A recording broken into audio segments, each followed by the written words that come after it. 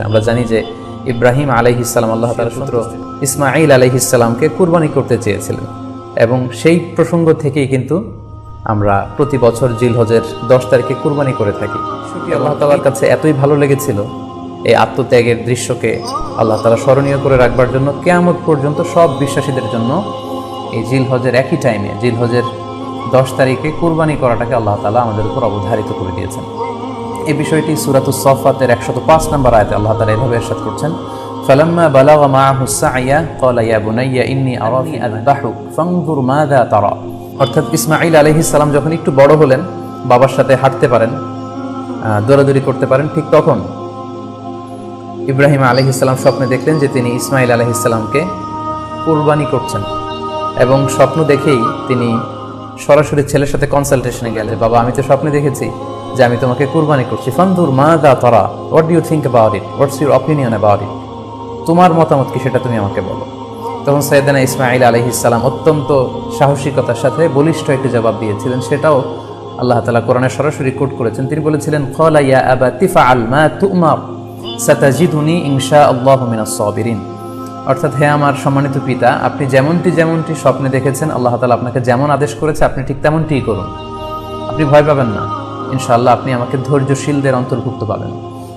একটু কি কল্পনা করা যায় যে সাইয়েদনা ইসমাঈল আলাইহিস সালাম ছোট্ট শিশু, তিনি যখন শুনলেন যে বাবা তাকে কুরবানি করবে, জবাই করবে, তার প্রত্যুত্তরে তিনি বলেছিলেন, বাবা আমি ভয় পাচ্ছি না, আমি আপনাকে নিয়ে চিন্তিত, আপনি ভয় পাবেন না, বরং আপনি যা আদিষ্ট হয়েছেন আপনি তাই করেন। কারণ নবীরা যখন স্বপ্নে কিছু দেখে সেটা সাধারণ মানুষের মতো স্বপ্ন নয়, সেটা ওহী, সেটা আল্লাহর পক্ষ থেকে আদেশ। তো আপনি আমাকে ধৈর্যশীল পাবেন, আপনি ভয় পাবেন না।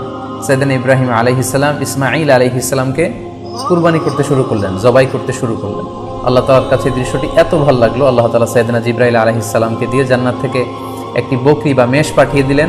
সাইয়েদনা ইসমাঈল আলাইহিস সালামকে ছুরির নিচ থেকে সরিয়ে ফেলা হলো, আর সেখানে ইসমাঈল আলাইহিস সালামের পরিবর্তে একটি জান্নাত থেকে আনা বকরি বা ছাগলকে সেখানে কুরবানি করা হলো। আল্লাহ তাআলা বললেন, কদ সাদ্দাকতা রুইয়া, ইব্রাহিম তুমি তো তোমার স্বপ্নকে সত্যায়ন করেছো, বাস্তবে রূপান্তরিত করেছো, তুমি তো এই কঠিন পরীক্ষায় সফলতার সাথে উত্তীর্ণ হয়েছো।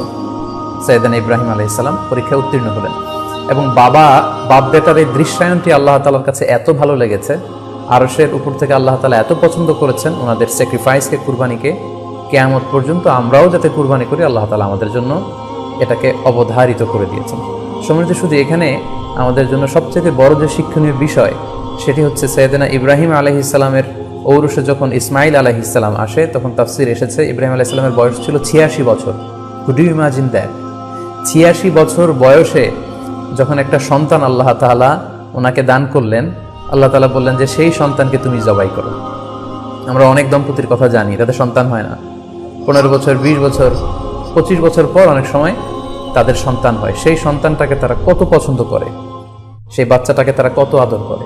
তো 86 বছর বয়সে আল্লাহ তাআলা ইসমাঈল আলাইহিস সালামকে দান করেছিলেন। এই আদরের সন্তানটাকে আল্লাহ তাআলা বললেন তুমি কুরবানি করো। কারণ এই বয়স্ক অবস্থায় যখন ইব্রাহিম আলাইহিস সালাম ইসমাঈল আলাইহিস সালামকে পেয়েছিলেন, তখন তিনি হৃদয়টাকে উজাড় করে দিয়ে নিজের ছেলেটাকে ভালোবাসতে শুরু করলেন, এবং হৃদয়ের ভালোবাসার জায়গাটার মধ্যে যে সিংহাসন, সেই সিংহাসনে তিনি ইসমাঈলকে বসিয়েছিলেন। আল্লাহ তাআলা চেয়েছিলেন যে ইসমাঈলকে সেখান থেকে সরিয়ে ওই ভালোবাসার সিংহাসনের জায়গাটাতে তুমি যেন আল্লাহ তাআলাকে স্থান দাও, এবং সেই পরীক্ষাটাই তিনি বেসিক্যালি সাইয়েদনা ইব্রাহিম আলাইহিস সালামের কাছ থেকে করেছিলেন, এবং সেই পরীক্ষায় সাইয়েদনা ইব্রাহিম আলাইহিস সালাম সফলতার সাথে উত্তীর্ণ হয়েছিলেন। অর্থাৎ আল্লাহ চেয়েছিলেন যে তোমার হৃদয়ের ভালোবাসার সবচাইতে বড় জায়গাটা হচ্ছে ইসমাঈলের, তোমার পুরো হৃদয়টা জুড়ে আছে ইসমাঈল। আমি চাই তুমি আমার সন্তুষ্টির জন্য এই ইসমাঈলকে বিলিয়ে দাও, এই ইসমাঈলকে কুরবানি করে দাও। সম্মানিত শুধু এই স্টোরিটা থেকে আমাদের জন্য শিক্ষা হচ্ছে যে সাইয়েদনা ইব্রাহিম আলাইহিস সালামের হৃদয়ের সবচাইতে পছন্দনীয় বিষয়টা ছিল ইসমাঈল। তিনি ইসমাঈল আলাইহিস সালামকে, নিজের ছেলেকে বেশি পছন্দ করতেন।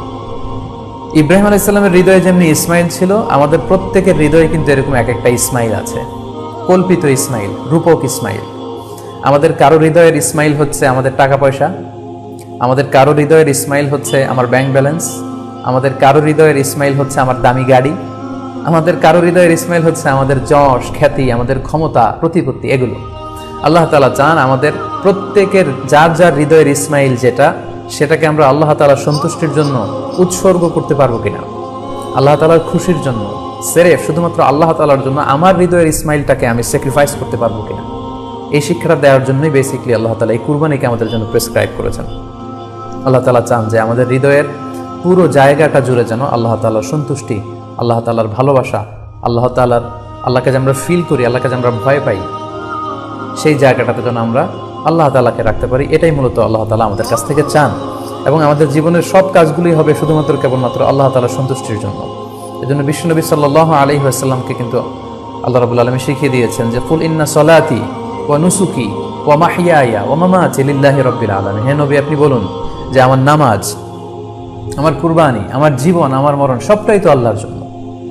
তাই আমাদের হৃদয়ে যদি আমরা আল্লাহকে স্থান দিতে পারি, আমাদের সব কিছু, সাইয়েদনা ইব্রাহিম আলাইহিস সালাম যেমনি নিজের প্রিয় পুত্র সন্তানকে কুরবানি করেছিলেন, ঠিক তেমনিভাবে আমাদের হৃদয়ের ইসমাইলটাকেও যদি আমরা আল্লাহর সন্তুষ্টির জন্য স্যাক্রিফাইস করতে পারি, কুরবানি করতে পারি, তাহলেই কিন্তু এই কুরবানির শিক্ষাটা আমাদের জন্য বাস্তবায়িত হবে বা সফল হবে।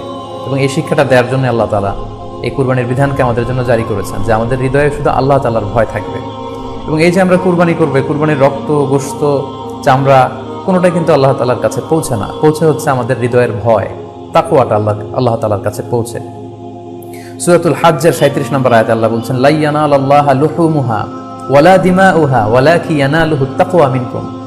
এই কুরবানির রক্ত, কুরবানির গোশত, এগুলো তো আল্লাহর কাছে পৌঁছে না, আল্লাহর কাছে পৌঁছে হচ্ছে তোমাদের তাকওয়া। আমরা কতটা ইখলাসের সাথে, কতটা আন্তরিকতার সাথে, কতটা আনুগত্যের সাথে আমাদের সম্পদ, আমাদের নিজেদেরকে আমরা আল্লাহর কাছে সোপর্দ করতে পেরেছি, আমরা কতটা আল্লাহর সমর্পিত বান্দা হতে পেরেছি, এটাই হচ্ছে এই কুরবানির শিক্ষা, যেটা সাইয়েদনা ইব্রাহিম আলাইহিস সালাম গোটা বিশ্ববাসীর জন্য নিদর্শন এই ঘটনার মধ্য দিয়ে কিন্তু আমাদের জন্য রেখে গিয়েছেন। তাই আমরা এই কুরবানির মধ্য দিয়ে এটা যেন ফিল করি যে আমাদের সবটুকু আমরা আল্লাহর জন্য বিলিয়ে দিতে প্রস্তুত আছি। সম্মানিত, শুধু এই কুরবানির দিনে ইয়াউমুন নাহারে বা 10 জিলহজে আমরা যে কুরবানি উদযাপন করবো, ঈদুল আজহা উদযাপন করবো, এই দিনের সবচাইতে প্রিয় আমল হচ্ছে আল্লাহ তাআলার কাছে পশু জবাই করে, যেটা আমরা বলেছি ইব্রাহিম আলাইহিস সালামের সেই ঘটনার, সেই দৃশ্যায়নের পুনরাবৃত্তি আল্লাহ তাআলা সেটা দেখতে চান। আমরা পশু জবাই করে রক্ত প্রবাহিত করে দেয়, এটা আল্লাহ তাআলার কাছে খুবই পছন্দনীয়।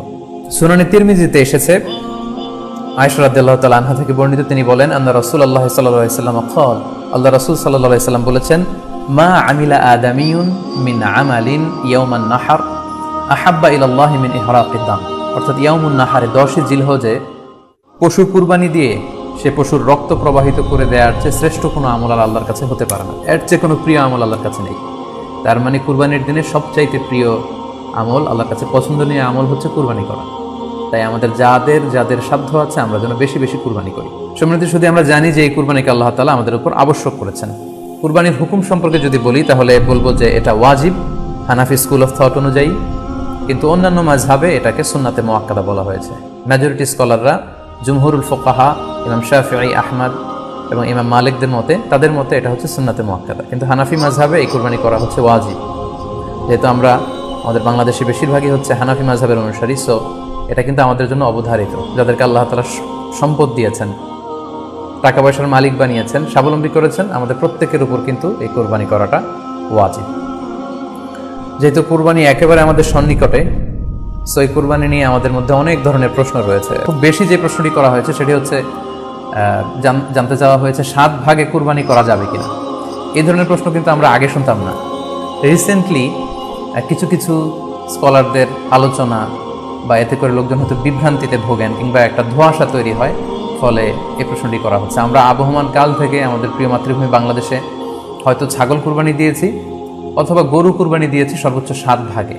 সো এটা আমাদের সবার কাছে জানা ছিল, এ নিয়ে আগে সংশয় ছিল না। ইদানিংকালে অনেকের মধ্যে এই বিষয়ে সংশয় জেগেছে। কেউ কেউ বলে থাকেন যে ভাগে যদি কুরবানি দেওয়া হয় 7 জনে মিলে, গরুতে বা মহিষে বা উটে, এই ভাগে কুরবানি হবে না, এটা অনেকে বলে থাকেন। এই কথাটি আসলে ঠিক নয়।